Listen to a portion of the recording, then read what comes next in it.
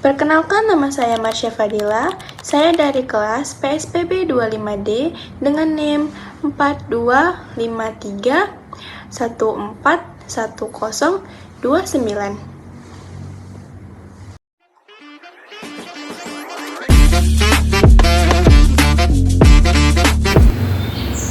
Perkenalkan, nama saya Ira Jessica NGL Mahulahe. Saya dari PSPB 25D, di mana nomor NIM saya yaitu 141036.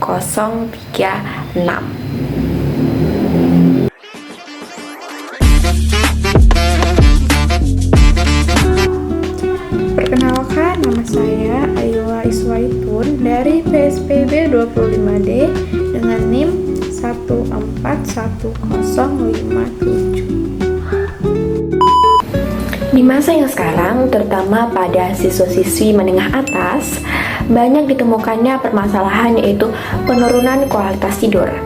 Nah, di mana hal ini ditandai dengan banyaknya siswa-siswi yang ditemukan tertidur di ruangan kelas ataupun di saat jam pelajaran dimulai. Nah, apa kira-kira penyebab dari kualitas tidur tersebut yang menurun? Nah, setelah diselidiki, ternyata banyak loh yang menjadi penyebab dari sumber siswa-siswi ini mengalami penurunan kualitas tidur. Di mana yang pertama itu adalah kebiasaan menunda tugas, sehingga tugas yang awalnya mudah jadi tertumpuk lebih banyak sehingga mereka tidur larut malam. Dan yang kedua adalah kebiasaan mengerjakan tugas di saat sudah deadline atau yang biasa disebut dengan H-1 dikerjakan.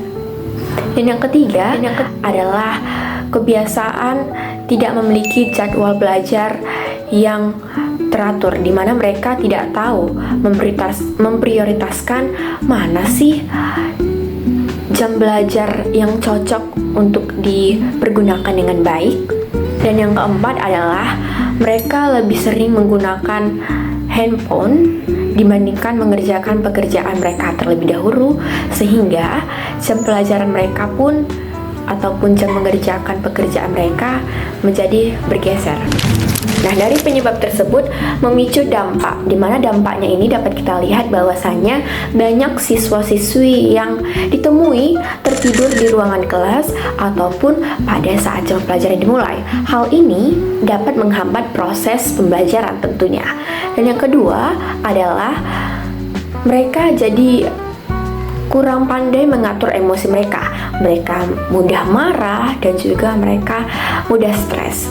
Dan yang ketiga adalah mereka mengalami penghambatan di dalam mencerna apa yang mereka pelajari.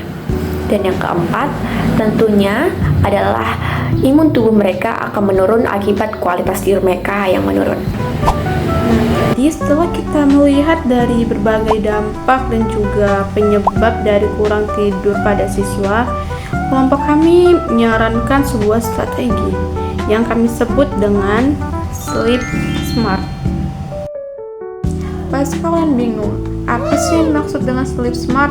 Nah, jadi di sini kami akan menjelaskan tentang Sleep Smart dan cara penerapannya. Nah, jadi Sleep Smart adalah cara membantu siswa dalam mengatur tugas dan waktu belajarnya.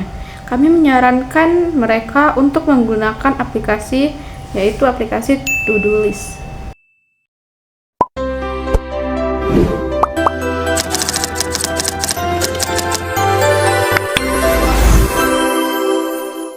Nah, jadi sebelum itu kalian masuk dulu ke App Store atau Play Store di HP kalian.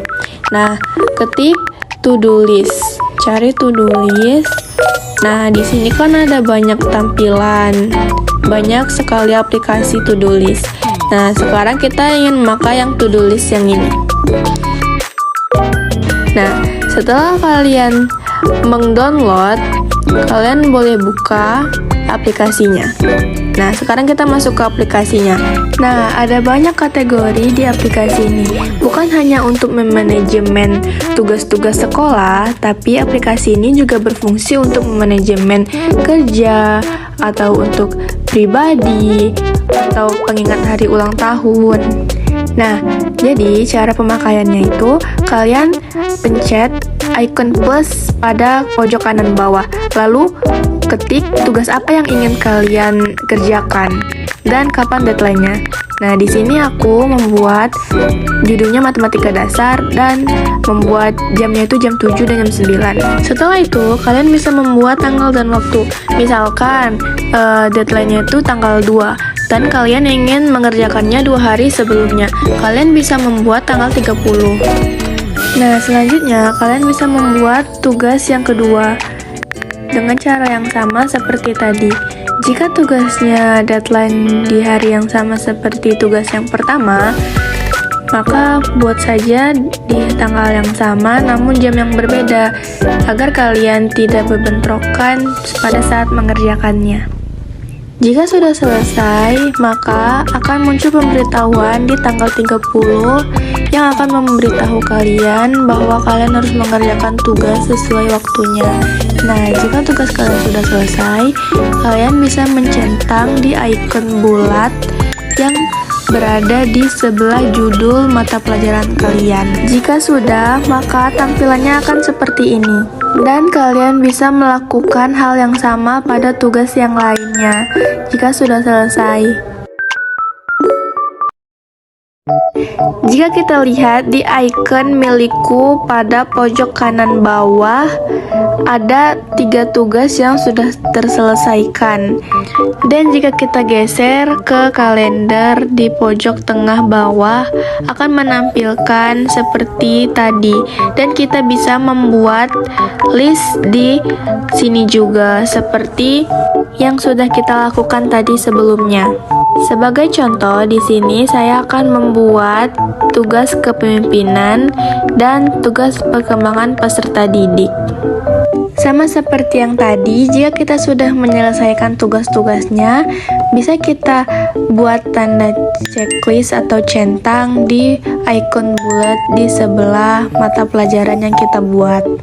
Setelah itu, bisa kita hapus dengan cara menggeser ke kiri pada tugas tersebut agar tidak tertumpang tindih dengan tugas-tugas yang akan kita buat selanjutnya. Jadi seperti itu cara menggunakan aplikasi To-Do List untuk memanajemen waktu agar kita lebih efisien dalam istirahat dan kita bisa istirahat dengan cukup. Nah, dengan strategi ini, siswa bisa menentukan prioritas tugas. Jadi, yang mana dikerjakan akan lebih jelas. Selain itu, To-Do List juga bisa membantu siswa dalam mengatur jadwal yang lebih terkontrol, sehingga proses belajar dan waktu istirahat tidak akan bercampur. Lalu, setiap tugas bisa diberikan batas waktu atau deadline supaya siswa tidak menunda-nunda pekerjaan tersebut. Jadi, melalui Sleep Smart, kami berharap siswa bisa mengerjakan tugas dengan lebih rapi, teratur, dan tetap mendapatkan kualitas tidur yang lebih baik. Dari penjelasan dan strategi yang telah kami sampaikan, kami berharap konsep Sleep Smart ini dapat menjadi sumber yang bermanfaat bagi siswa dalam mengatur kegiatan sehari-hari.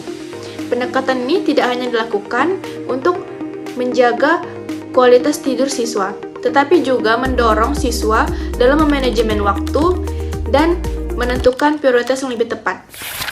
Dengan penerapan strategi yang sederhana ini, diharapkan semoga siswa bisa belajar dengan lebih tenang, lebih fokus, dan tetap menjaga kesehatan tubuh serta mental. Demikian video dari kami, terima kasih telah menyaksikannya.